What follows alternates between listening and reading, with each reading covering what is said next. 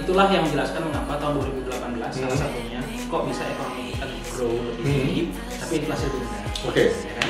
Kenapa? Karena memang agregat supply kita lebih banyak. Dari sisi apa? Dari sisi impor tadi. Yang masuk bayang nggak? Kalau misalnya produk-produk yang murah, durable dan bisa diakses dalam jumlah banyak, tiba-tiba terbatas jumlahnya. Lagi mau sakit ya obat, gitu kan, minum obat. Walaupun kita tahu kebanyakan minum obat nggak bagus buat ginjal.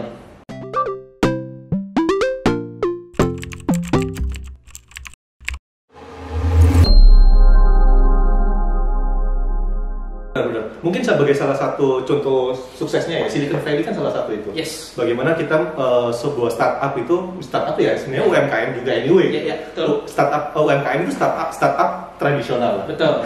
Gitu kan. Nah, mungkin seperti kayak Silicon Valley, bagaimana dari yang kecil dikumpulin buat ekosistem. Oh, si A butuh ini, si B butuh ini, saling membutuhkan, saling mendukung, akhirnya growth bareng. Mungkin itu menjadi salah satu solusinya ya. Ya, karena jika kita menjadi single player di market, ya siap-siap diserang oleh market kan gitu. Setuju. Iya. Anda sangat filosofis sekali ya. Karena kalau kita ngomongin ekonomi, selain harus matematis. Oke. Ya, balik lagi setelah kameranya mati, kita lanjut nih Pak. Seperti mati lampu. Mati lampu, ya saya seperti mati lampu. Yes saya seperti mati lampu. Aduh anjir. Oke. Bapak. Switch dulu ke yang lebih berwibawa, yang dulu elegan. Oke. Bagaimana? Tadi sampai mana ya? Lupa. Anyway, kita ini take kedua kali karena tadi kameranya mati. Yeah. Oke, tadi lebih ke single partner tadi. Soal UMKM, single partner. Bapak saya. As time goes by, you will find. I believe it. Single player gimana Pak? Lanjut Pak. Jadi gini, intinya adalah kalau kita misalnya pengusaha ya, better buat kita untuk bersinergi dengan pelaku usaha yang lain di market. Itu juga untuk menafsirkan tentang pentingnya untuk kita sama-sama menciptakan ekosistem dalam bisnis. Khususnya jika kita mengetahui bahwa ya kita sudah tahu UMKM itu menjadi backbone perekonomian kita. Oleh karena itu penciptaan ekosistem buat UMKM itu sangat penting untuk kita dorong, ya kan? Kita yang mungkin berkelebihan, kita bisa dorong UMKM, kita bisa bantu dari sisi pembiayaan, kita edukasi mereka, kita berikan pendampingan. Jangan lupa pendampingan juga penting banget ya, karena salah satu tantangan dari UMKM kita hari ini adalah kualitas SDM-nya yang mencakup kualitas laporan keuangan, auditing dan segala macam, ya, sehingga sinergi tercipta dengan baik ya, kita bisa tumbuh bersama, kita bisa berkembang bersama, dan pembangunan bisa lebih berkelanjutan. Kira-kira gitu. Oke. Ini menjadi tantangan sendiri ya buat UMKM kan. Tadi berarti kan pertama tadi UMKM itu tantangan yang pertama itu adalah soal dia investasi. Ya kan. Kemudian mungkin akses pasar yang kedua. Akses pasar yang ketiga adalah pembiayaan. Jadi itu menjadi SDM yang ketiga, sorry. Yang benar yang mana ini? Oh ya, tiga SDM kan. Jadi tadi yang pertama adalah pembiayaan, kedua akses pasar sama SDM. Nah, mungkin saya bakal ngobrolin soal akses pasar. Nah, memang kita tahu bahwa kita tahu lah misalnya e-commerce itu merajai di Indonesia dan orang-orang mulai shifting ke e-commerce, beli ke online lah ya kan. Nah, yang menjadi salah satu keresahan adalah resah ya? Resah banget ya. Salah satu keresahan adalah ternyata hampir 90% itu barang-barangnya impor. Nah, yang di e-commerce. Di e-commerce itu. Nah, gitu. Nah, menurut lo kita menyikapinya seperti apa gitu? Oke. Jadi gini, itulah yang menjelaskan mengapa tahun 2018 salah satunya kok bisa ekonomi kita grow lebih tinggi, tapi inflasi lebih rendah. Oke. Ya kan? Kenapa? Karena memang agregat supply kita lebih banyak. Dari sisi apa? Dari sisi impor tadi. Yang masuk lewat mana? E-commerce. Ya. Nah sekarang pertanyaannya kita mau lihat baik buruknya dari mana? Dari kacamata siapa? Kalau misalnya kita melihat dari kacamata konsumen satu, yang penting barang itu affordable buat mereka. Benar. Durabilitasnya sesuai dengan dan itu nanti tolong potong ya. Oh iya, dipotong. Potong. Sorry, nggak related sama seksologi kan? Serius. Enggak kan? Oke. Gue jadi connect ke sana. Oke, silakan Pak. Otak lu ngeres sih. Bukan. Ini Oke, lanjut Pak. Durabilitas produknya itu bisa sesuai dengan ekspektasi mereka. Mungkin tidak tahan lama banget, tapi cukup lah gitu ya.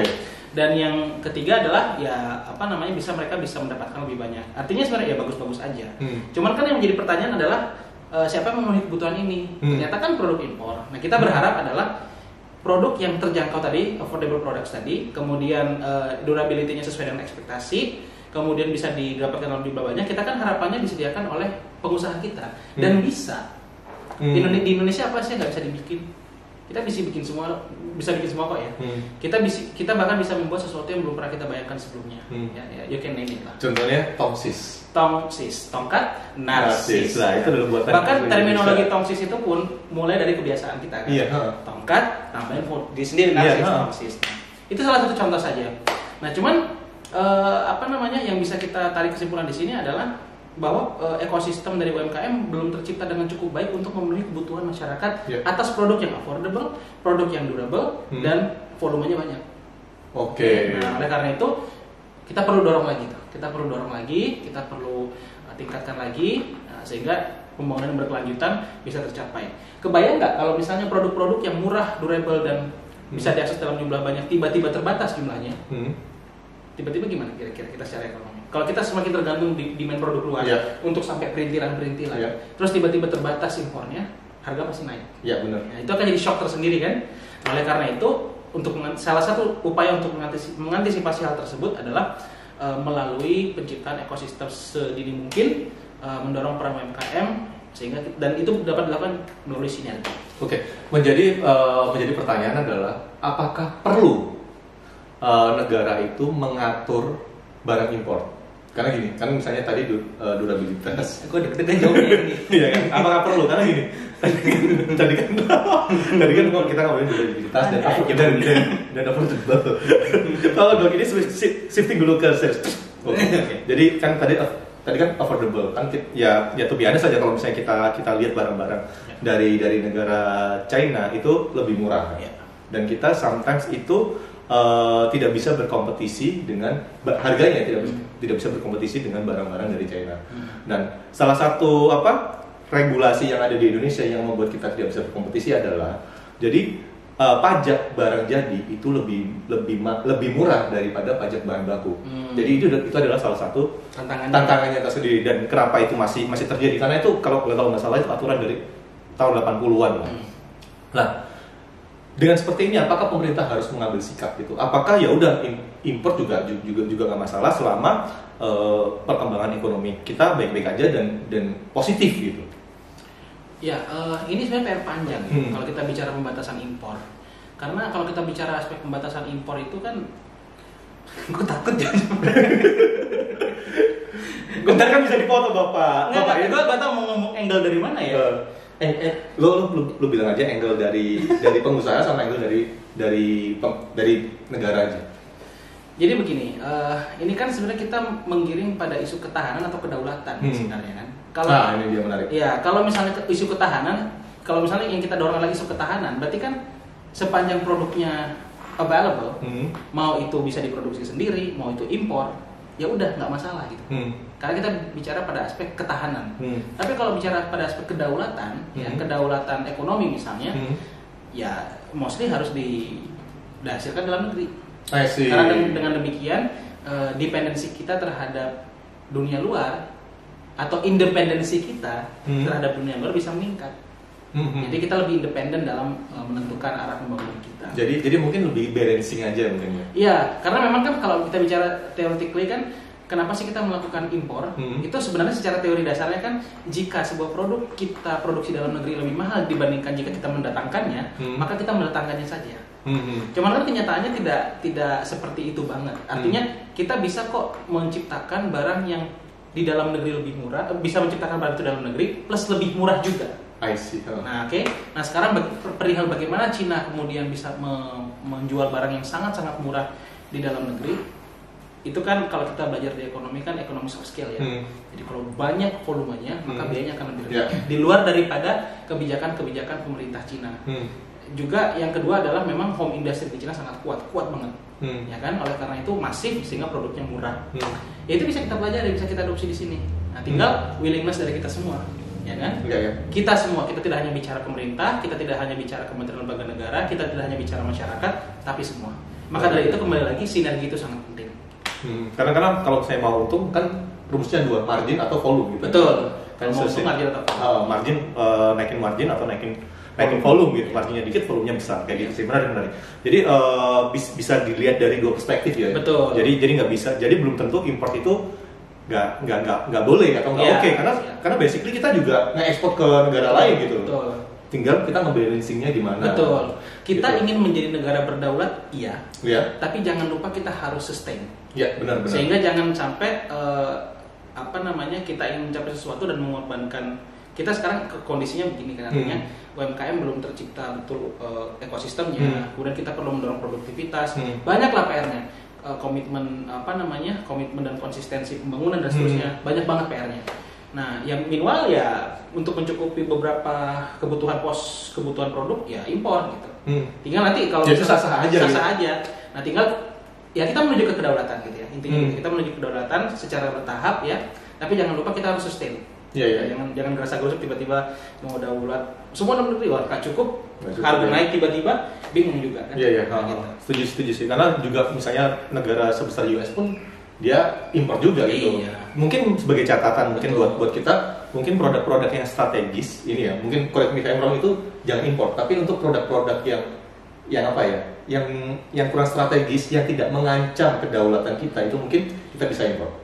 Kalau yang aku pahami dalam terminologi ekonomi, teman-teman juga bisa memberikan opini ya, bahwa jika kita mengucapkan kalimat strategis, maka itu berkaitan dengan hajat hidup orang banyak. Ya. Nah, menarik nih. Saya banyak harus belajar nih. Strategis itu berarti berkaitan sama hajat hidup orang banyak. Nah, sekarang tinggal dilihat saja, apakah sesuatu yang berhubungan dengan hajat hidup orang banyak itu tersedia cukup nggak, sufficiently available nggak?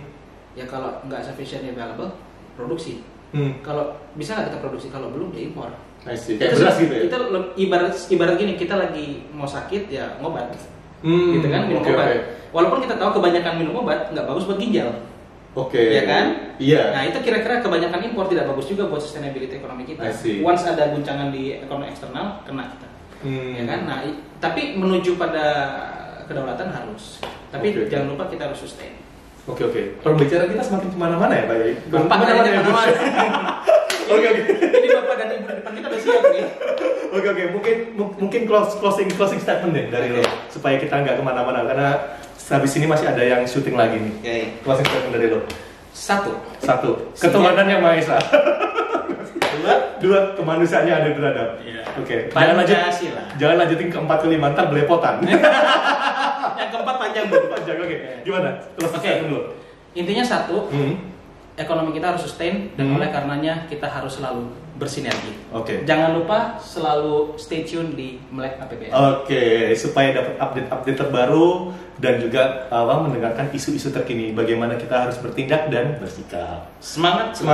Thank you Bro Fadli. Mungkin kita nanti terima kasih buat ngobrol yang udah hampir 40 menit atau lebih, gue nggak tahu. Ya mungkin nanti kita bisa ngobrol-ngobrol di lain kesempatan yang lebih dengan suasana yang lebih enjoy, mungkin ada pantai-pantai atau sambil golf. Baru mungkin ya.